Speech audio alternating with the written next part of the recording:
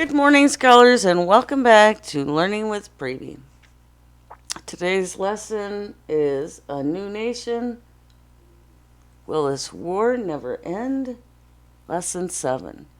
Our learning goal for today is I can describe with relevant details the way in which General Washington and the French military won the war, expressing ideas and feelings clearly. We've already learned that the colonists were at war with Britain because they felt like they were being unfairly treated and taxed.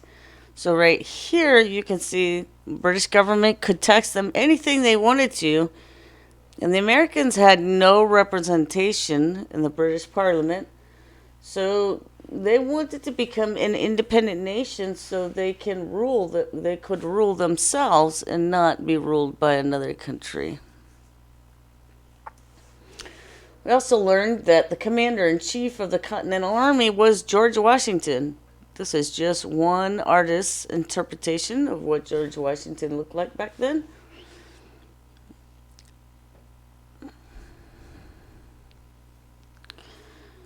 We learned that these British soldiers back here were called Redcoats because that's what they wore during this war.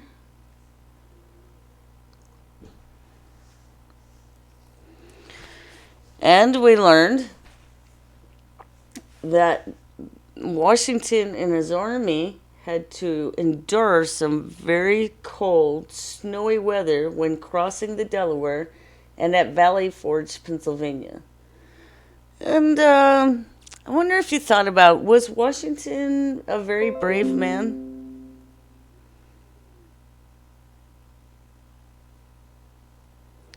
I think Washington was a brave man. I mean, he dealt with all this cold, and he slept on the ground, and he was facing war, and they were being shot, but he kept going, right? So the British were able to get help from Germany. Germany sent troops over to help. So who did the colonists ask for help? Can you remember what country helped the colonists?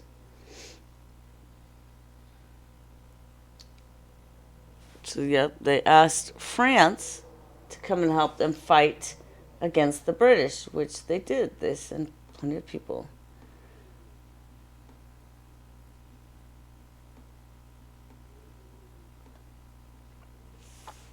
The title of today's story is Will This War Never End? Why do you think the author chose that title? This war lasted for a very long time. People were getting tired of fighting a war that never seemed to end. Can you make a prediction as to whether you think that this war is going to end? Listen carefully to find out whether or not this war ends. If so, how does it end? If not, why not?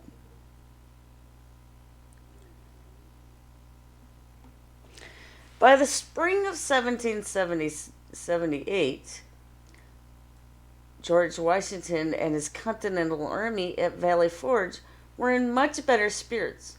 Soldiers and supplies had arrived from France. The army was better prepared, and the bitterly cold weather was behind them. They were ready to take on the British once more. Fighting continued all across the colonies, on land and on sea, and into the wilderness west of the Mississippi River. So right here are the 13 colonies.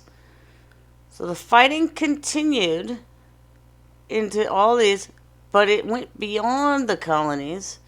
Over here, we're going to take a look and into the west of the wilderness. So let's take a look here. I have the globe, right? This is what the Earth would look like if you were an astronaut. Okay, and I can make it flat here. So now this is what the maps that we normally look at. This is North America right here. We are in the United States, and we are talking about the history of our nation. Right here. This marker I have points to the Mississippi River, and I think this is where you begin to see it flow right here.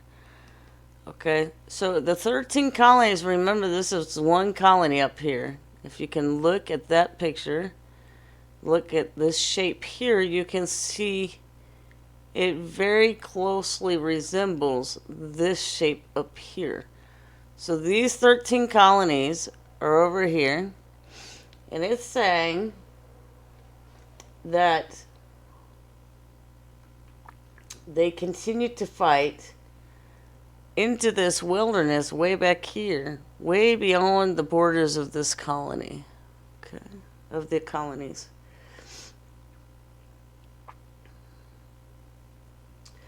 Will this war never end? People wondered. Is it worth the loss of so many lives? The war was shifting south now, and the British, under the command of General Cornwallis, felt confident that they could defeat the colonial militia at long last. Confident means certain. Why do you think the British felt so confident or sure that they would win this war? Indeed, the British won quite a few battles in the South. Little did they know that their successes were about to end. Okay.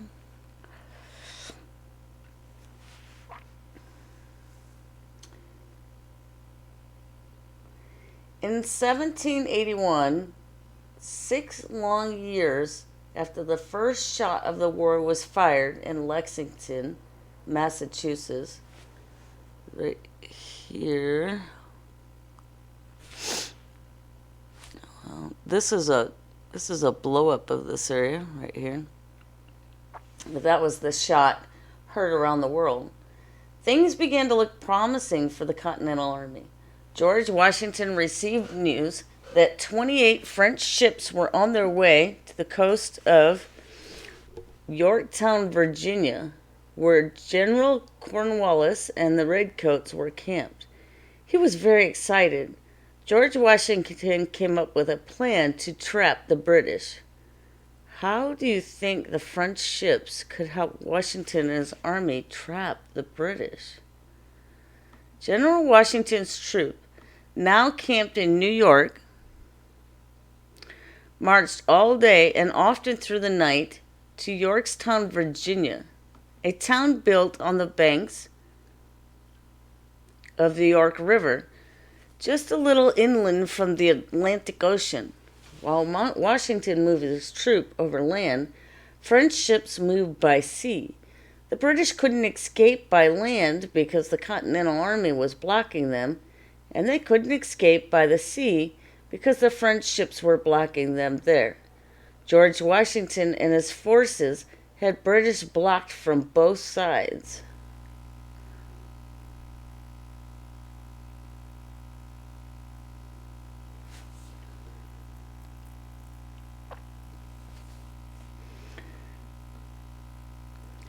British drummer boys waved a white flag to show they were surrendering to the bands and rumored to have played the tune called "The World Turned Upside Down." The word surrendering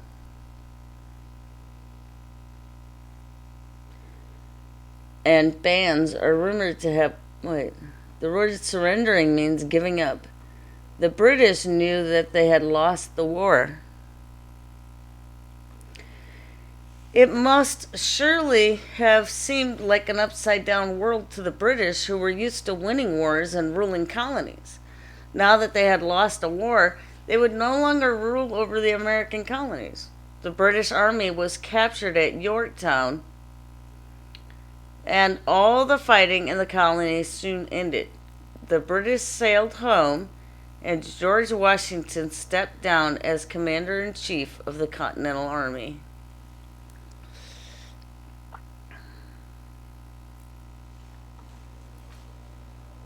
The colonists and the British had agreed to peace, to no more fighting.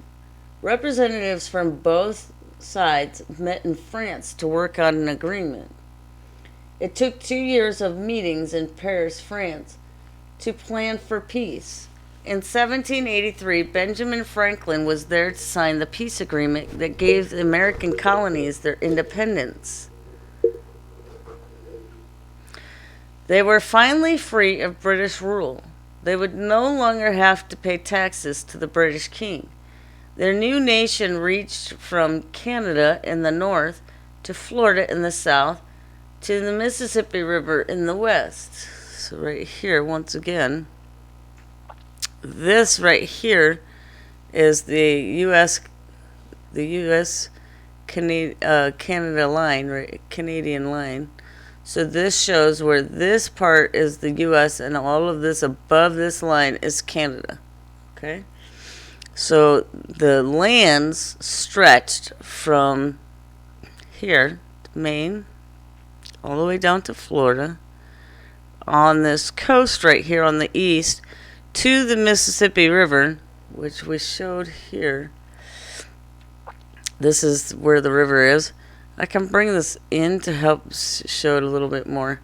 So according to this agreement, all of this land to this Mississippi River would be covered to be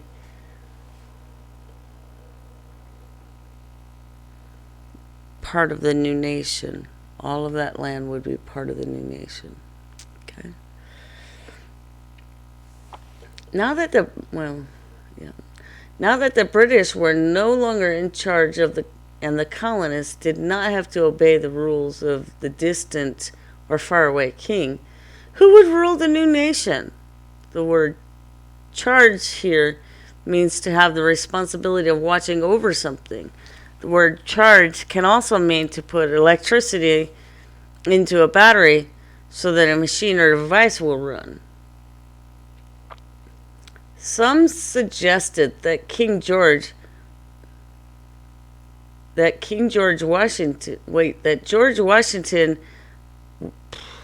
Some suggested that George Washington be made king.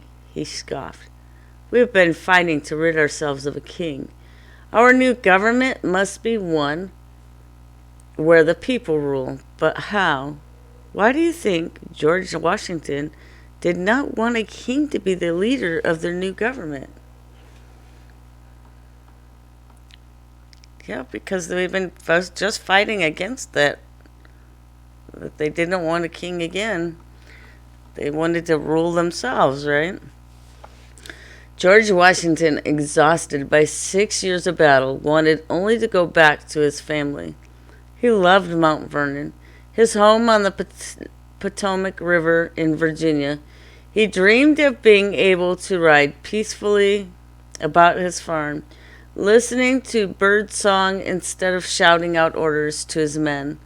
Washington's wife, Martha, had been a great help to him during the war, bringing food and clothing to his troops during their long, hard winters, and even camping out with them in their field tents. She, too, looked forward to spending time with her husband in the comfort of Mount Vernon.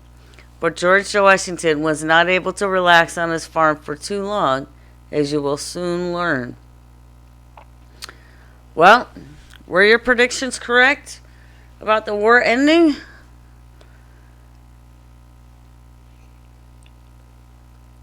I don't know. Mine were. I was pretty sure that war had to end because we're definitely not having this kind of a war right now. Did the war between the British and American colonists ever end? Yes. How did General Washington win the war? He trapped the British at Yorktown. Let's see. Right here, in this little space, he trapped the British right here at Yorktown, surrounding them with the combined efforts of his army on the land and the French army at the sea. Okay. With the war over, it meant that the colonists would no longer be ruled by the British king. Who was going to be their new king? They wouldn't have one. They asked George Washington, but he said they needed to come up with a better plan of government. Who was Martha Washington? Well, she was George Washington's wife. Did George Washington remain commander-in-chief after the war ended? No. He went back home to his house in Mount Vernon to be with his wife, Martha Washington.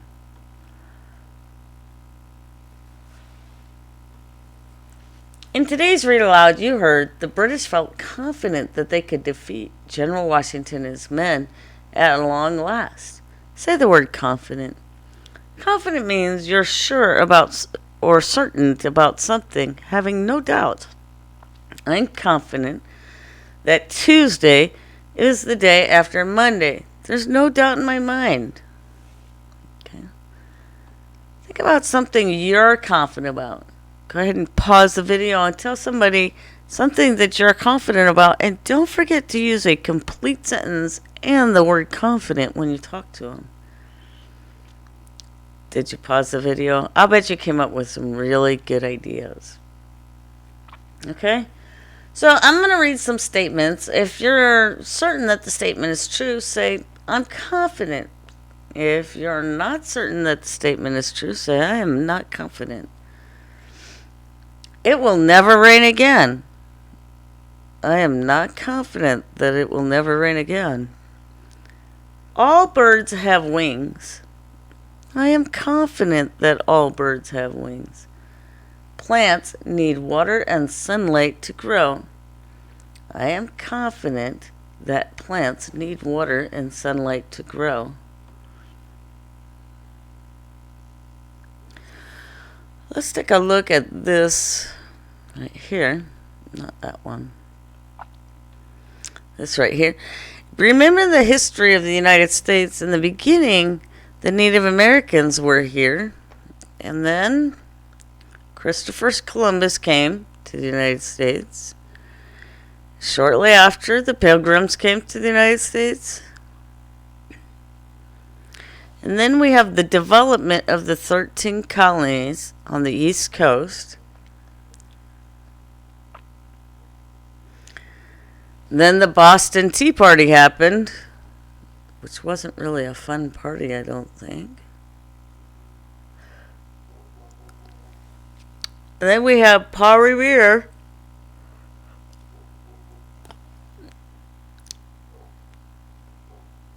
What did Paul Revere do? Yeah, he warned all the people, the Redcoats are coming, the Redcoats are coming. Okay, then we have our Declaration of Independence. And who made this flag? Betsy Ross, yeah, Betsy Ross. And then we have today's image. This is the image of the British soldiers, right, that giving up. Okay.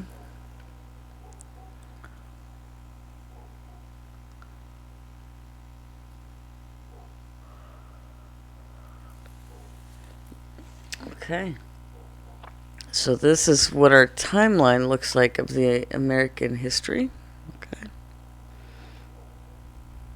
Don't turn it off yet because we're not done. So in today's read aloud, you heard us.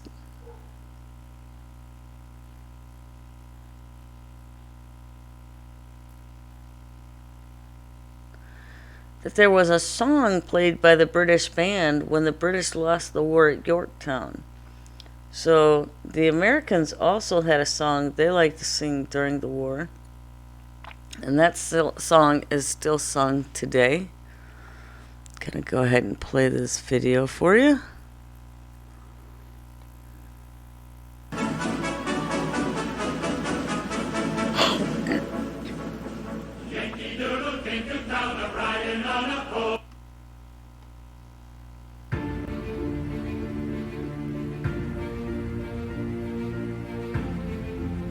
Sorry about the commercial.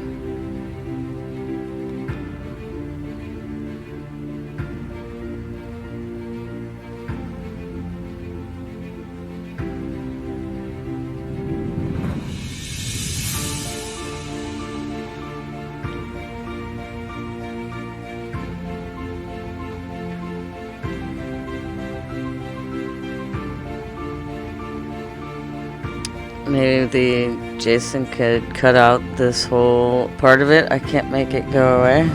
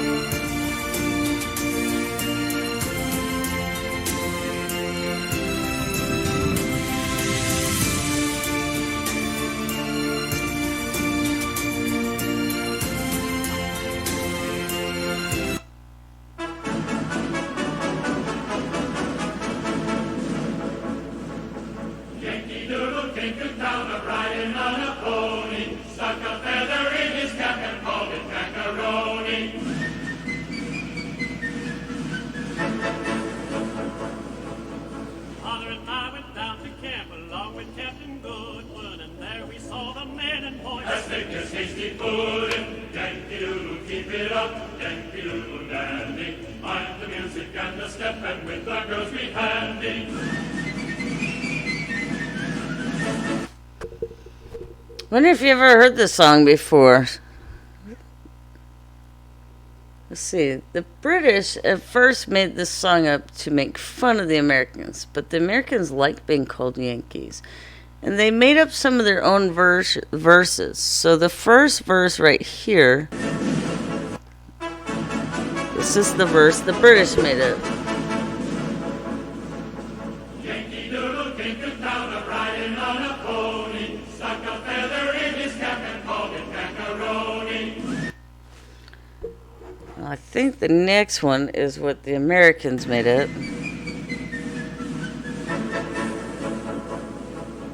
Father and I went down to camp along with Captain Goodwin, and there we saw the men and boys as thick as hasty pudding. So what does that mean? Saw the men and boys. Hasty pudding is a thick pudding made up of cornmeal or oatmeal. So what could it mean? What could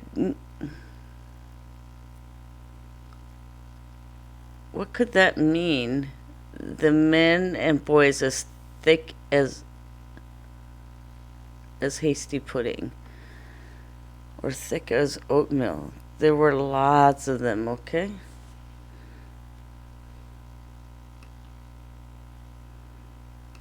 Yankee Doodle, keep it up, Yankee Doodle dandy. Mind the music and the step, and with the girls be handy.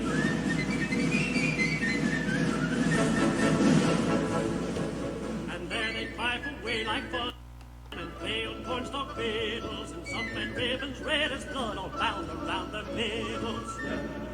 Keep it up, Yankee Doodle dandy. Mind the music and the step, and with the girls be handy.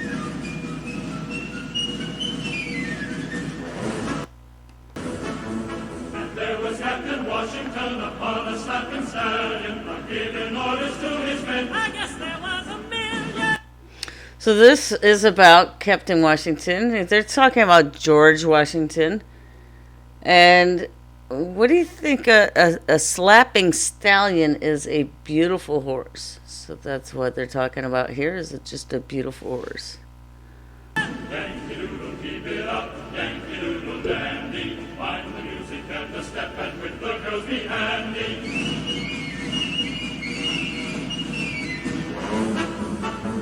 And there I see a little keg, its head were made of leather. They knocked upon with little sticks to call the men together. Yankee Doodle, keep it up, Yankee Doodle dandy. Mind the music and the step, and with the girls be handy.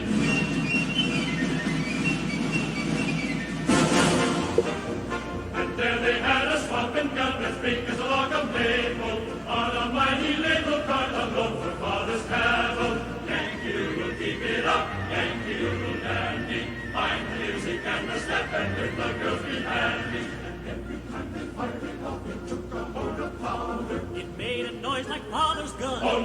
nation louder. Yankee-doodle, keep it up. Yankee-doodle, dandy. Find the music and the step, and with the girls be happy.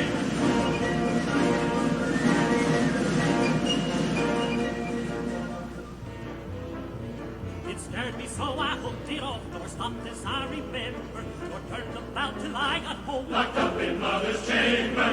Yankee-doodle, keep it up. Yankee-doodle, dandy. Find the music and the step, and with the girls be happy. Alright, I'm just going to restart it so you can hear the whole thing. Yankee-doodle came to town a-riding on a pony, stuck a feather in his cap and called it macaroni.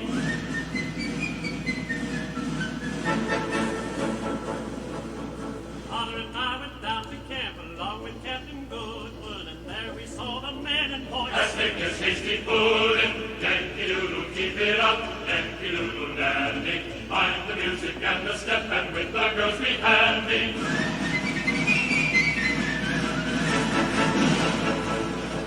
And there they pipe away like fun and play on cornstalk fiddles, and some men ribbons red as blood all bound around their middles. Keep it up, Yankee-doodle, dandy. Find the music and the step, and with the girls be handy.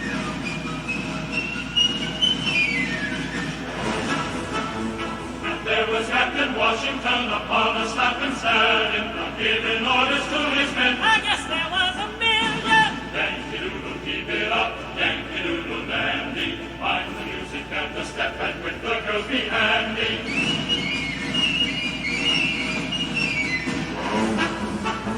And there I see a little keg, its head were made of leather. They knocked upon with little sticks to call the men together. Yankee-doodle, keep it up. Yankee-doodle, dandy. Find the music and the step, and with the girls be handy.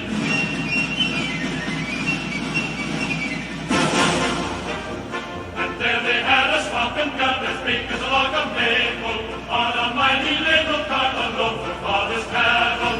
Yankee-doodle, keep it up. Yankee-doodle, dandy. Find the music and the step, and with the girls be handy. And every time they fired it off, it took a load of powder. It made a noise like father's gun, only a nation louder. Yankee-doodle, keep it up. Yankee-doodle, dandy. Find the music and the step, and with the girls be handy.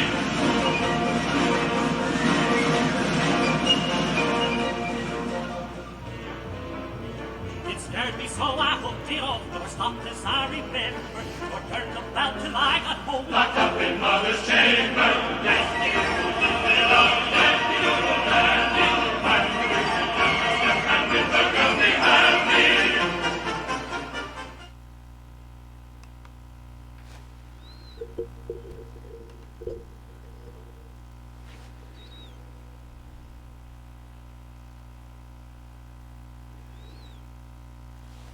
Today's learning goal was I can describe with relevant details the way in which General Washington and the French military won the war, expressing ideas and feelings clearly. Look forward to seeing you tomorrow as we read A Young Nation is Born. Until then, have a great day.